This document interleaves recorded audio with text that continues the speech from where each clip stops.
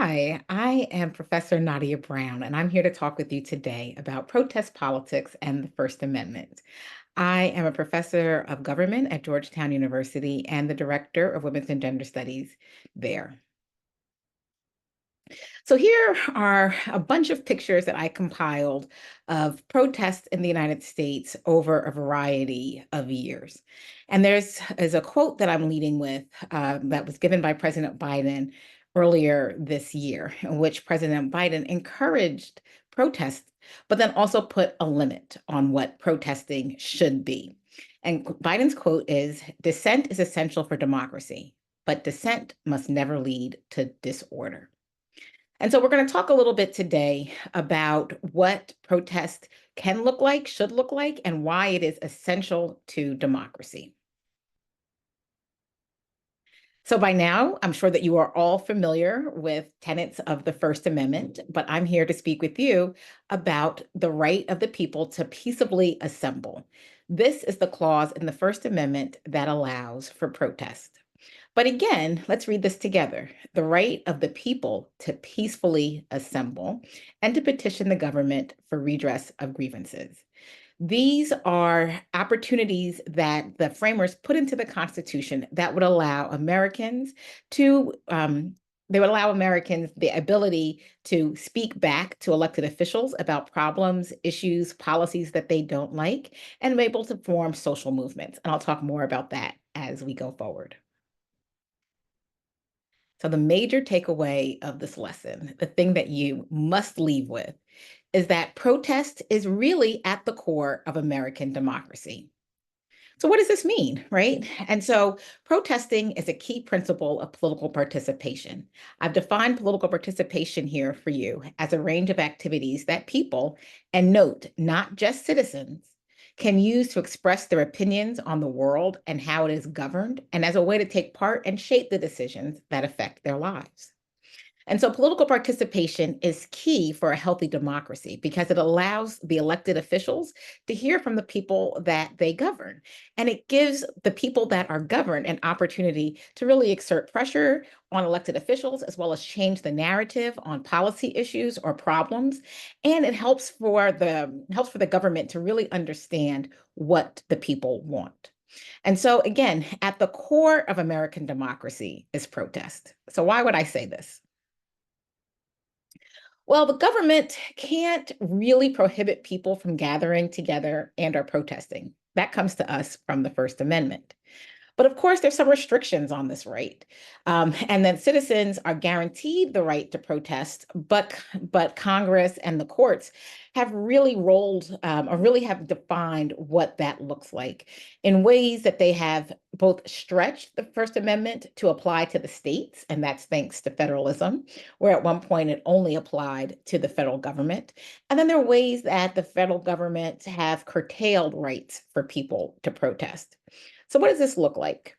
Well, activities that include the right to peaceful assembly can look like holding meetings, having things like sit ins or going on strikes, hosting rallies or other types of events, and protests, and it's important to note, both online and offline.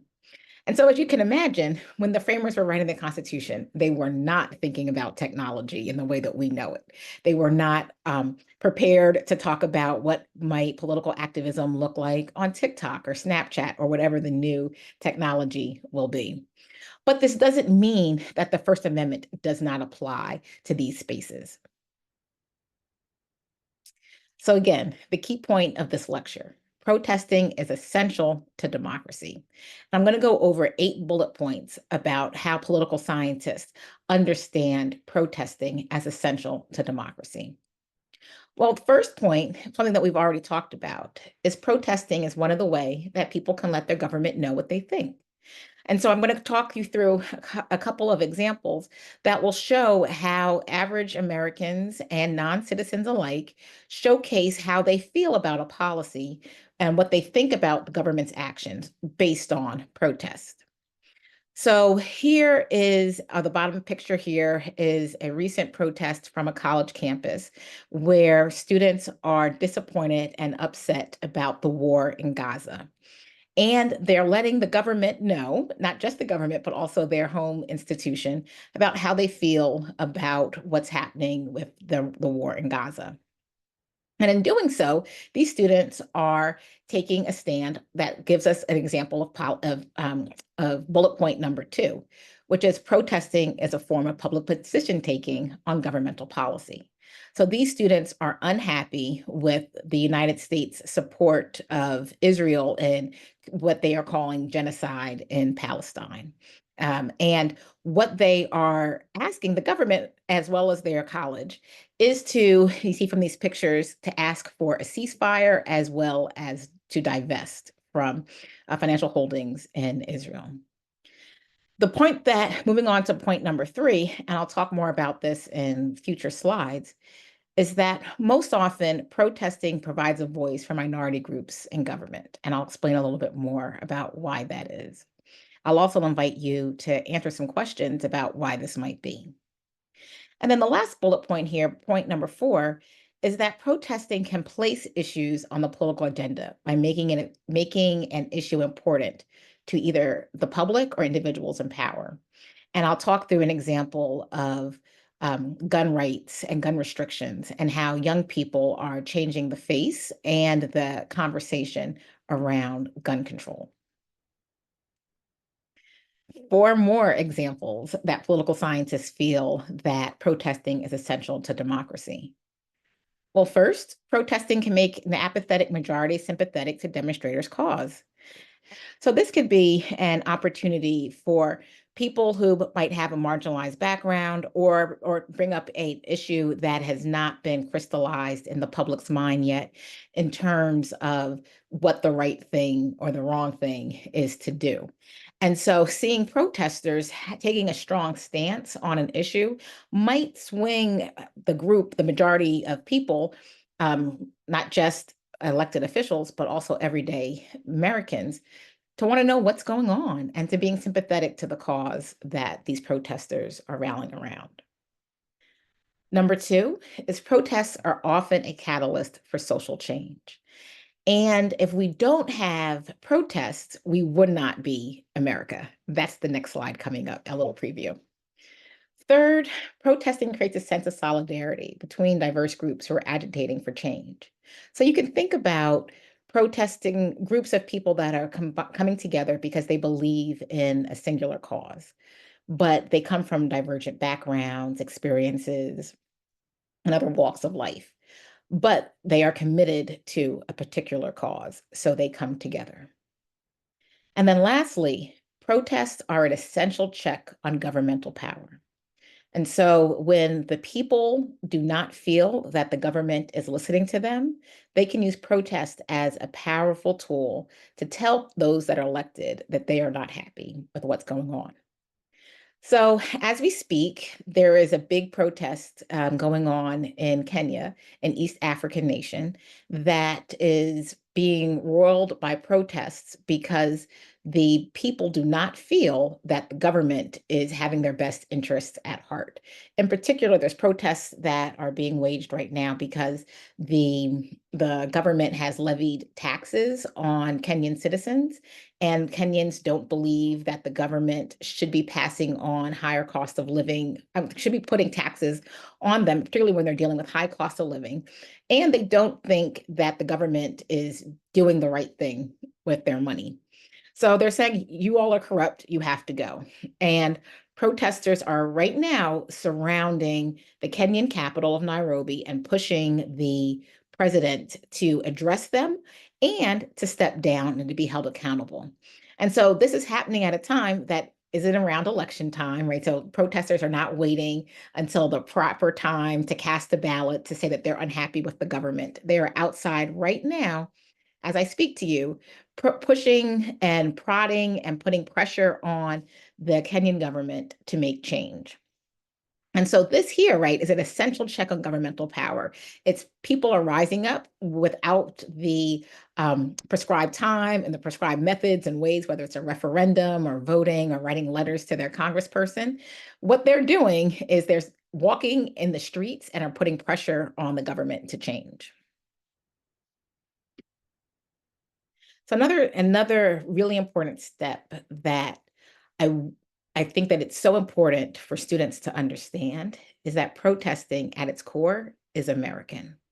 Who would we be if we did not have our first major protest? The Boston Tea Party, right? This happens in December 16th, 1776 in Boston, Massachusetts. And this was the first significant act of rebellion by the colonists. So, as you all know, the United States, the nascent United States, right at this time, they are still colonists under the control of King George and the Crown of Great Britain in the United Kingdom, and they decide that there should not be taxation without representation. And they are so angry that the British government is imposing taxes on imports. And one of those imports was tea. And the people, the colonists, a group of colonists known as the Sons of Liberty, you all know this story, right? Disguised themselves as Native Americans and threw 342 chests of tea into the Boston Harbor. And they did this as an act of protest, an act of rebellion against the crown. And so, what this set in motion was the Revolutionary War that allowed America to become America. And so when we think about protesting as disruptive, or we could think about protesting of people agitating for rights, we must remember that America got its start this very way, right? So protesting is American. What would we be without protest? So another example of protesting that has led to a catalyst of social change for Americans is the Women's Suffrage March. Where I am here in Washington, D.C., I'm reminded daily that it was because of brave and intrepid women who marched in 1913 down Pennsylvania Avenue that they needed the right to vote and to be able to influence government in a legal way. And so, what happened on March 13th, 1913, was that more than 5,000 suffragists organized a march, again, down Pennsylvania Avenue, the eve of President Wilson's inauguration, to put pressure on him and the Congress to enact the 19th Amendment. But this wasn't a walk in the park, right? Women were attacked by spectators, and the police really turned their back and walked away. This is particularly true for Black women who marched in the suffrage march, who were not allowed to integrate this segregated march. And the police didn't protect Black women. And so not only were all of the women who marched attacked and were spat on and were called names and hurled insults to, but there was a line in which the police kind of made a way for these women to march. But when Black women who were forced to walk at the back of the parade had little protection, even less than what the white women had at the front of the parade. And it's so important to remember, right, at this time, 1913, this is just not even a full generation outside of enslavement, or maybe, no, sorry, it's two generations outside of enslavement. There's still real deep racial animosity. And so not only are Black women standing up for the right to vote as women, but they're saying that there needs to be a right for Black people to vote, who, although were given the right to vote with Black men were given the right to vote with the 15th Amendment, because of Jim Crow and suffrage, and disenfranchisement, were not able to vote. So Women's Suffrage March isn't, or the protesting of women's ability to march is complicated by not just gender, but race or racism, sexism and racism. Another examples are things that you might be more familiar with in recent memory is the March on Washington for Jobs and Freedom, which was held on August 28th in 1963, again here by me in Washington, D.C. And at the time, many Americans believed that at the time, this was one of the largest protests in American history. And this is where people gathered on the Lincoln Memorial to protest racial inequities, but not just in civil rights, but also in economic rights. And so it's really important to remember this component of jobs. This came to us from Asa Philip Randolph, who originally planned this March on Washington to protest Black people's exclusion from employment. But because of A. Philip Randolph's pushing on the federal government, the Fair Employment Practice and Committee was established that looked into racial discrimination within the federal workforce. And so this new way that the protests happened in 1963 that was different from the 1941 approach was that there was a through line of thinking about economic inequality. We might know this more colloquially through Martin Luther King's historic I Have a Dream speech, which is not the name of the speech, nor was it the takeaway that most people should have when hearing the speech. And it's also important to note that Reverend Prathia Hall, a Black woman, was the one who urged Martin Luther King to talk about having a dream, because this was a riff on one of her own prophetic sermons in which she said that she had a dream about equality in the United States and what it looked like, not just for Black people, but what it looked like for women, what it looked like for young people, what it looked like for disabled people, right? So Prathia Hall is forms the backbone of the speech that MLK would later give. And that's the top picture that you see here. This next example is Stonewall riots. This happened between June 28th and July 3rd in New York City. Here on the bottom picture, you see Marsha P. Johnson. And Marsha P. Johnson was a Black trans woman who several people credit with leading the fight against police who raided the Stonewall Inn, which was a gay bar, a queer kind of hangout spot in New York City. And there was pretty widespread police harassment of the patrons of the bar as well as other bars in the neighborhood. And just, you know, queer folks got tired of it, right? And when the police came to raid, they fought back, like literally fought back. And so there was 6 days of protests, there were 6 days of violence, but it led to decades of activism. And so it's important to not only talk about queer activism that led to Stonewall riots and later on the civil liberties that queer people are afforded to now, such as same-sex marriage, but that this was really led, right, by drag queens and people that then referred to themselves using the term transvestites. We don't use that term today, but it was a term that was popular or acceptable, right, during this time period. But what these trans women, and particularly women of color, Marsha P. Johnson and Sylvia Rivera did was they pushed for social inclusivity within the LGBTQ community. So not just thinking about white gay men or lesbians, but how do people who occupy a space with another marginal space within the LGBT community find inclusivity? And moving to another more recent protest is the occupation of Alcatraz, which happened on November 20th through June 11th in 1971 in San Francisco Bay, California. This occupation of Alcatraz was the start of major protests that Native Americans held to really call out the United States government for their failure to abide by treaties that the government had signed with Native tribes. And so what happened here was that when the United States government closed the Alcatraz Island prison and declared it just federal surplus property in 1963, it was vacant. It wasn't occupied. And so what Native Americans did was they occupied it, right? They claimed that because of the Fort Laramie Treaty of 1868, it said that Native communities could claim any unused federal land. So they took it. And it turned out the United States government didn't like it that much. And so what happened was that 89 members of a group of people that formed called the Indians of all tribes lived on the island. And they tried to create the native Indian institutions on the island. However, it's important to note that the government cut off lights, electricity, and water on the island. And the island became pretty dangerous and inhabitable for some people. So while at the height, there were 89 members who lived on Alcatraz, the number or constantly lived on Alcatraz, the number decreased.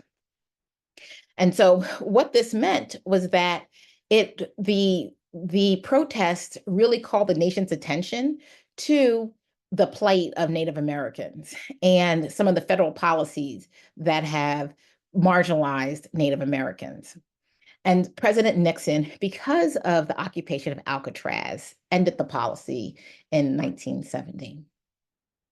And the last example I'll share with you today is the March for Our Lives. This was a march that happened on March 24th, 2018. It happened in Washington, D.C., as well as state capitals and other locations all around the United States. And this was in response to 17 people who were killed at Marjorie Stoneman Douglas High School in Florida. And they were killed by a former student with a semi-automatic rifle. And what the students and their parents and colleagues and peers did was call for gun control legislation. At the time, this was the largest protest in United States history. There was an estimated around 2 million people who participated in March for Our Lives. And so because of these young people's activism, new state laws were passed, including raising the minimum age for gun purchases and other national laws like bump stock purchases, and bump stocks are things that would increase the firing power of weapons, have been banned nationally because of these student voices. So here are some questions that I would like you and your colleagues to discuss, and they deal with topics that I have presented in the previous slides, and I look forward to learning more about your ideas on protesting.